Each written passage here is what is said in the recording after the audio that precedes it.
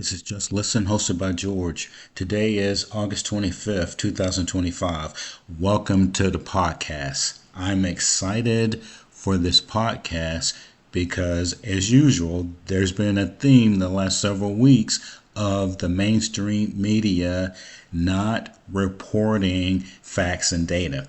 So today, I want to talk about the U.S. federal government policy on deploying the National Guard to D.C. and possibly other cities. I want to read out something to you. The president can use the National Guard under the Insurrection Act of 1807 to suppress insurrections, domestic violence, or unlawful conspiracies. Now, there's Title 10 under the USC that I'm going to talk about in a moment. This goes back to executive orders and the power of the president versus the states. If you will remember, in California in the spring, there were protests and riots that damaged federal property, and also there was a Tesla. No, it was a one of those autonomous cabs that the protesters got and just burned it. Now, I'm blending these two together for a reason, and the reason is this. The governor of California did not deploy the National Guard even after it was apparent, according to the mainstream media, that they were burning cars, defacing federal property, etc. Then the president of the United States deployed the National Guard. And I just told you that the president can do that. And in this case, it was because of the domestic violence.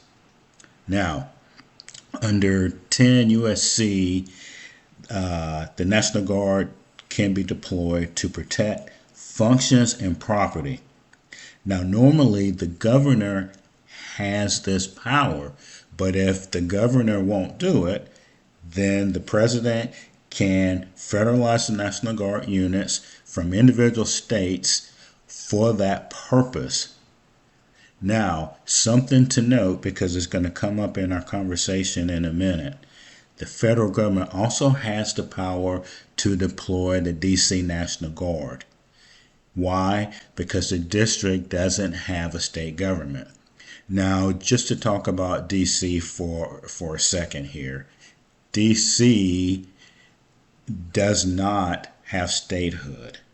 So, actually, the government, the federal government, controls DC.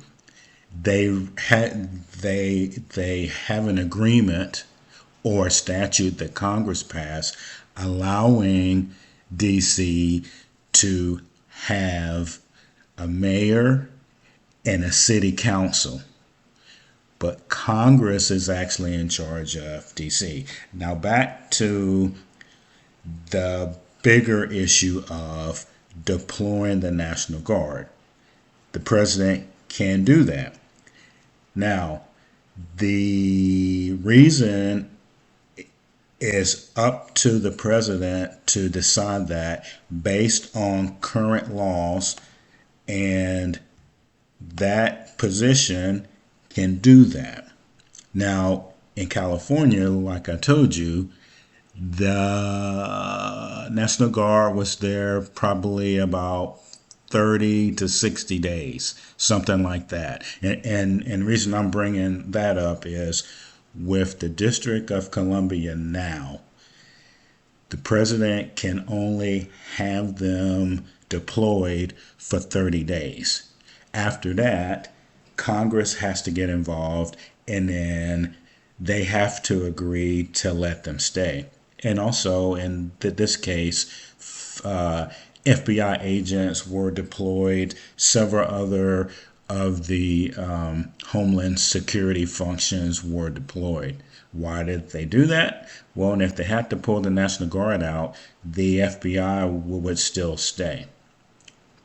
Now, there are two initiatives going on here. One of them is immigration, and the other one that the president is invoking is high crime in Washington, D.C. Now, I went and I looked that up. Now, here's something that you won't hear coming from the mainstream media, and I'm not picking on them. I just think at times we're not getting full facts and details reported.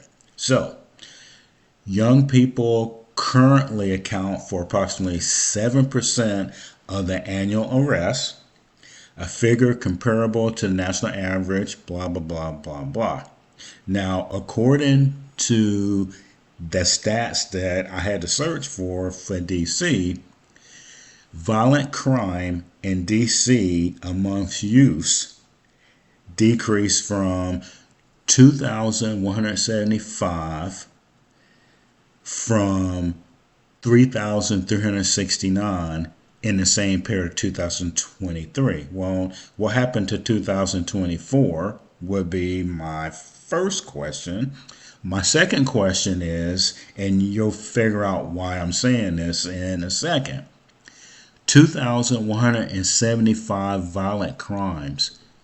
That's not a lot of people, because remember, DC is not that big, and statistically talking, that's a lot of people. 5 people is too many. So DC, when the president deployed the National Guard, and you can watch it on the mainstream media, they called him racist because they say that he was picking on people in urban areas. Now, I told you guys this a long time ago. There are more non-black people in DC than people of color there. So if that was the case, he'd be picking on everybody in DC, and all they're looking at is the actual crime. They're not looking at what somebody looks like. The DC Council is.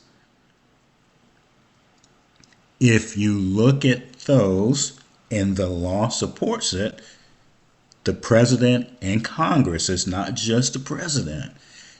Congress controls. They can administrate how the people of Washington, D.C. are governed. And that is a legal issue. And the only way to change that is if D.C. gets statehood. But then even then, the president in this case is talking about high crime. So if you don't think that 2,175 violent crimes is a problem, then you agree with the other side. And I would also want to know, when DC is looking at the stats can be misleading. Why the huge decrease? Because wow, and wouldn't you trend over like 10 years to say that crime is less? So, but that's a different show. Okay. The next item of interest will be Illinois. I live in Illinois. Something caught my attention, because that's why I just mentioned the young people. So, juvenile crime in Illinois, while overall juvenile supervision numbers increased by 4%, that means that they needed more people. Between 2018 and 22, there was a surge of 62% of crime for juveniles in Illinois. and for more violent crime than in the previous years, including theft, burglary, armed robbery, carjackings, all that stuff. If you watch the news over the last couple of years, you have seen that the crime for juveniles has spiked. So, introduce the National Guard, the president saying that there is a crime problem in Illinois, and he's talking about Chicago. Now, you can decide whether you believe that or not. This is just in juveniles. I didn't even look at the other ones. Now, let me counter something that I think is interesting that needs to be looked at. There is state money being used in the country now in these urban cities to counteract the crime. It's called community policing. I'm going to keep this at a top level here. Community policing is the police partnering with the leaders in the community to reduce crime by talking to people. Why am I mentioning it? In Chicago, they had something called Chicago Alternative Policing Strategy. Started in '93. Now, crime has spiked from '93 up until now in Chicago. I don't think, and this is just my personal opinion, that it worked. Now, in the last several years, they've changed the name and those types of things, but guess what they did?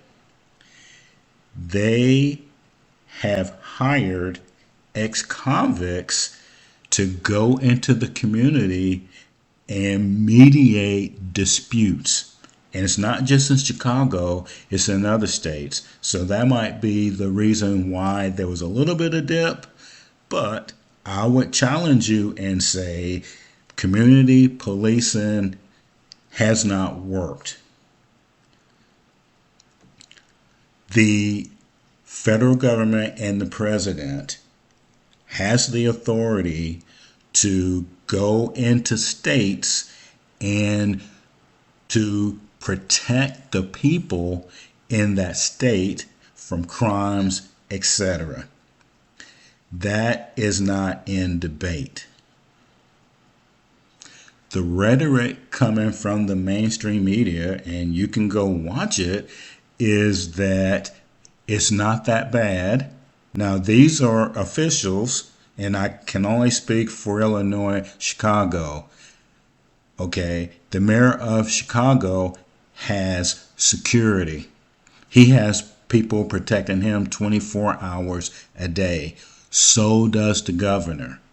And that might not seem like a high number to them. In my opinion, that's a high number. Anything over 5 a year would be high for these urban cities that have millions of people in them. We have to give the policies that the president is putting out there a chance to work and look at the fact that he's trying to protect people in the cities. Let me know what you think. This is Just Listen, hosted by George. Have a great day.